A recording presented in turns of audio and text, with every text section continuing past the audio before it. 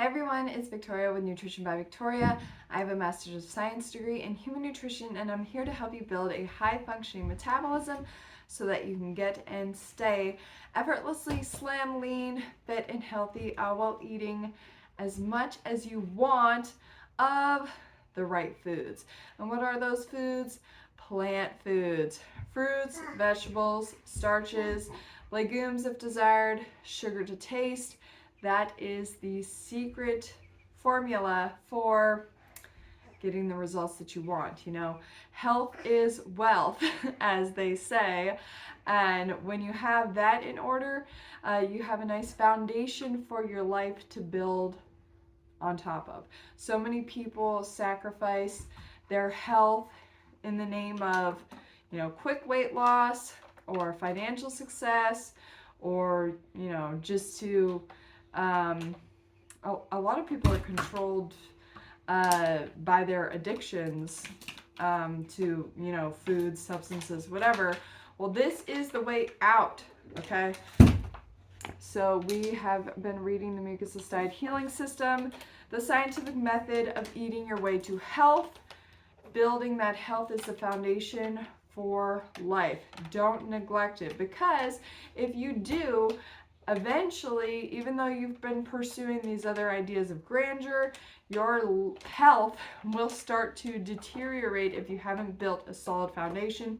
That is aging, that is chronic disease, that is not feeling your best as you move forward in life and go through all of its stages. You know, you want to be able to experience life at the fullest. Today I rode a roller coaster with my 6-year-old. It was awesome, you know, and if I wasn't staying on top of my health, maybe I wouldn't have been able to enjoy that experience. But I want to age healthfully, gracefully, you know, so that I'm capable to be there for my children and for their children and their children's children, and see how long I can extend this, despite, you know, all the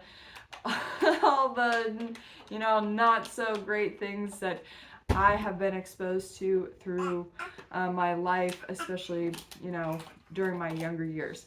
Anyways, sorry for the bit of a ramble. But we are going to get into lesson 4 today, the Mucusless Diet Healing System. I did have a question in my coaching group about this system, and basically my thoughts on starches and legumes. And the thing with all plant foods in general, I say they are a go. You want to have a foundational diet of high carb, low fat, ideally. That's what I help my clients work towards, a healthier diet than what they are currently doing. And the changes that are made are going to be based on what that person is currently eating, what you're currently eating. And I'm going to help you move into a healthier diet so that you can lose weight, get healthier, get fitter. You know, that is the general trifecta of what nutrition can do for you.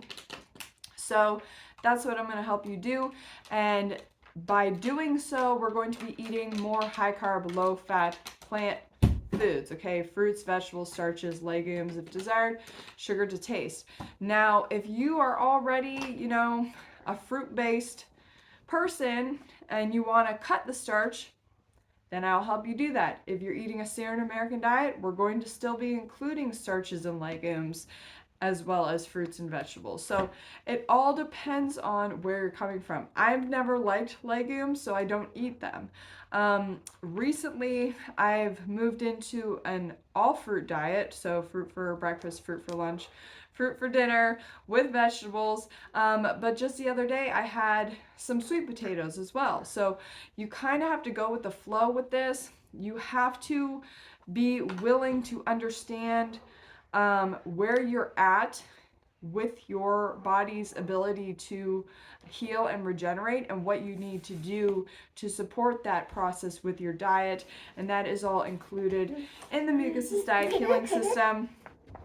And so I'm going to read lesson 4 as well as share my synopsis. So you can't just read the book and say, okay, I'm just going to eat fruits and vegetables, and that's it. There is a system at play, and it's really important that you understand all of the lessons for what they are worth in terms of their contents and the importance of their contents and how to apply their contents to understanding more about how your body operates and what you need to do in order to support its optimal functioning.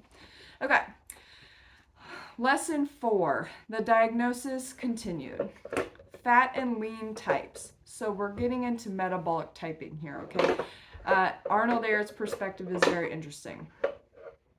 The bodily mechanism of the fat type is, on the average, mechanically more obstructed because he is in general an overeater of starchy foods. In the lean type, there is more physiological chemical interference with the organism, such as one being in general a one-sided meat eater, which condition produces especially much acidity, uric acid, other poisons, and pus. So that is a loaded statement right there, and we're going to break it down. So the fat type, so he has 2 types, the fat and the lean type. Now, from what I understand with this system is that you have a genetic predisposition to being a fat type or a lean type. But within that predisposition, you can shift from being a fat type to a lean type and vice versa. It's going to be harder for a genetically predisposed lean type to become a 600-pounder, but they can have their own level of obesity, right? And same with the mucus type or the fat type. In general, that's going to be your person who can become 600 pounds, like Freely is doing the My 600 Pound Life series. And they're going to have a harder time becoming a lean type, but it's possible. So it has a lot to do, your general aesthetic has a lot to do with what you're eating, okay? So he says that the fat type is mechanically more obstructed because they eat more starchy foods. So what he means by that, one is that the fat type is going to have a harder time eliminating waste from starchy foods, okay? They're not burning it up, they're storing it in their tissue system. Now, in general, when somebody is eating starch, they're usually eating a lot of fat with it. So when you take the fat out of the diet, you know, the fat we eat is the fat we wear, then you're left with, you know, your basic bread, potatoes, rice, plain, all plain, you know, pasta, things like that, and you're getting into the starch solution, right? It's very hard to become overweight or obese on the starch solution, but it is possible if you can really push yourself to eat that much starch. And it's not that the starch is being necessarily converted into fat, it is that your body cannot eliminate the waste from the starch food and is therefore storing it in the tissue system, okay? So when it comes to like raw till 4, I have found myself able to eat, you know, 2 cups of dry rice cooked at nighttime, and that was definitely clogging me up enough that I wasn't able to lose weight. I was just maintaining, right? Because the rest of the day I was eating fruit, and fruit doesn't stick to you like eating too much starch can. Okay, so you'll notice a trend with those eating the starch solution. They're generally doing 50-50 plates as well, because when you eat a lot of starch, it bogs you down, clogs you up, it can be very filling, but without enough fruits and vegetables, it's not going to be satisfying. And that's why Rato 4 is so effective, because you are eating more fruit than you're eating starch. One of your meals a day is starch, the other ones are fruit. Fruit doesn't stick to you like starch does, okay? I can eat as much fruit as my body wants, as much dates as I want in particular, and my body will stay super slim, okay? I can be slim also eating, unlimited starches within the context of a Rato 4 diet, but I have better aesthetic results, health results, fitness results when I am eating a fruit-based diet with minimal to, no starch in it. That's just my physiology as an example. Now, there are other folks, the lean types. Let's talk about them. These are the people who essentially eat whatever they want and they stay slim, especially if they're on somewhat of a healthy diet. So Durian Rider is a good example of this. Get Fit with Natasha is a good example of this, where they're, they can eat more fat, they can eat more starch, and stay pretty slim, right? There's also, just the random people that you see out and about eating what seems like as much as they want and staying relatively lean. That's because they are genetically a lean type. That doesn't mean they can't get fat, it just means that it's harder for them to do so. So, with that said, they are, as Eric puts it, has more physiological chemical interference with the organism. Generally, here's your keto people, right? Being a one-sided meat eater. So everybody knows that the keto diet doesn't always, make someone very slim. Think like Kelly Hogan and some of these other bigger Instagram-y people who are doing the carnivore keto thing and eating exclusively meat, exclusively fat, okay? Those foods don't contain starch, but these are also foods that these people are under eating in general. Kelly Hogan's diet's like 1,200 to 1,500 calories a day of McDonald's beef patties. So we're getting less starch mechanical obstruction, right? But more physiological, dangerous, poisonous obstruction, particularly from being in ketosis permanently as well. So in those types, we got a bit more of a dangerous situation at play. Many people are aware that eating animal protein pieces and secretions contributes to cancer development. And so when it comes to getting off of a keto diet and moving into a more health promoting diet, these are the folks that I like to get into eating Rato 4 as soon as possible. But sometimes they need more starch in their diet to counter the effects of the acidity that starts to wreak havoc on the system as it's starting to come out. Because the keto diet creates a lot of acidity, okay? It acidifies the body, the blood, the bones, the tissue system. So you can be very lean, but at the expense of your health. Same with doing, weight loss drugs like phentermine, Ozempic, having gastric bypass surgery. You're eating less, you're calorie restricting, you're doing the keto restriction, right? But you're losing weight at the expense of your metabolism and your health, because all you're doing is you are dehydrating your system, forcing your body to lose weight, and just concentrating all of these toxins. And the toxins are still going to be trying to leave your system, especially if there is a restriction at play.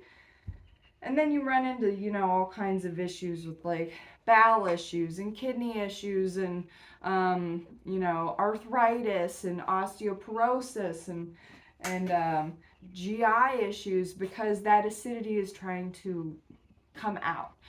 It can be buffered by calcium in the bones, and also buffered largely by starch. Okay, so when coming off of a keto diet or restriction diet, and I experienced this for myself because after doing my restriction with like low carb dieting and then going right into fasting and mucusless diet, I had episodes where like even having a lot of fruit, like being fruit based, didn't work well for me because I needed to buffer that acid waste that was now being excreted out of my system, and the fruit acids were fermenting in that acid waste and causing like a big of discomfort is what I'll say, bloating, things like that.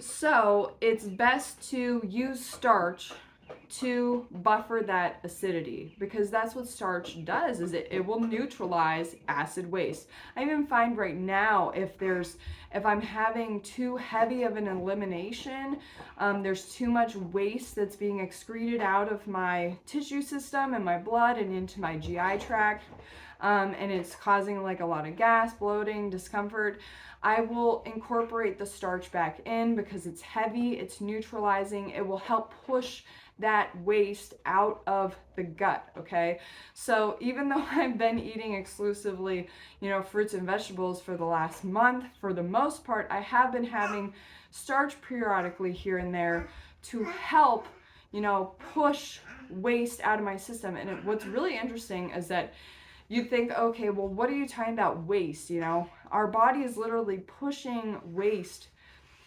from breathing, and the, you know, exterior counter pressure from the atmosphere and its effect on our interior pressure, okay, is pushing and constricting the tissue system to excrete waste back into the blood, where it can be filtered through the kidneys, the liver, and excreted either through the kidneys or through the GI tract. Okay, so I'm excreting waste that I'm not eating. It's really interesting. So try it for yourself. You know, maybe try a few days on just fruits and vegetables and see how your body reacts.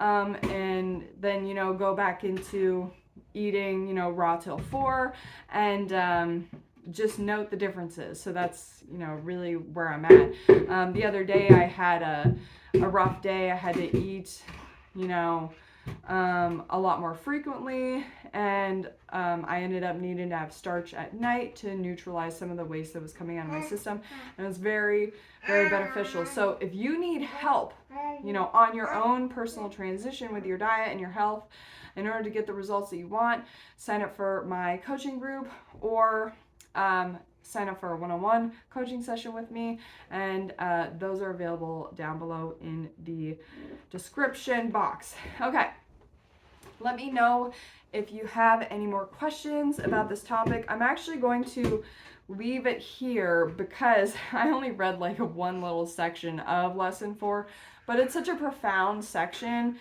the fat and lean types, because it really starts to like hit home with the individual or yourself, like thinking about what kind of type am I? And I have fluctuated. I'm like a mix of the two, but I can get fat if I eat the wrong foods, and I can get really lean if I, you know, eat a certain way too. But ideally you want to find the balance, find where your body's going to be at eating the fruits and the vegetables, because that is our natural diet, and that is what is going to, like, you know, present you with the best aesthetic results, because it's going to support your body, your body's ability to, you know, heal and regenerate itself. The last thing I want to say is about the 600-pound lifer. So I know that a lot of you are watching Freely's videos on her analysis of my 600-pound life, and you'll notice that these people do eat a mix of a lot of animal fat and protein and starchy, fatty foods, and that's how you get to be that size. You're in general a fatty type, you know, a mucus type, which means that you're unable to eliminate the waste in your system as effectively as somebody who is a lean type. You're more of a storer than a burner. The lean type is the burner, the fat type is the storer, right? And that is going to depend a lot on your genetics, what type you are. But, you know, the 600 pounders, they're eating in a way to support that, you know, that storage amount as well. And when Dr. Now puts them on their 1200 calorie diet, you'll notice he puts them on a keto diet. Okay, so he takes out the starch and he puts them on the high protein, relatively low fat, low carb diet, 1200 calories, a little bit of fiber here, but that's it. And these people do lose massive amounts of weight from the calorie restriction, the deficit that created, which, and the lack of starch in the diet also, from a mechanical standpoint, it helps to unobstruct the system.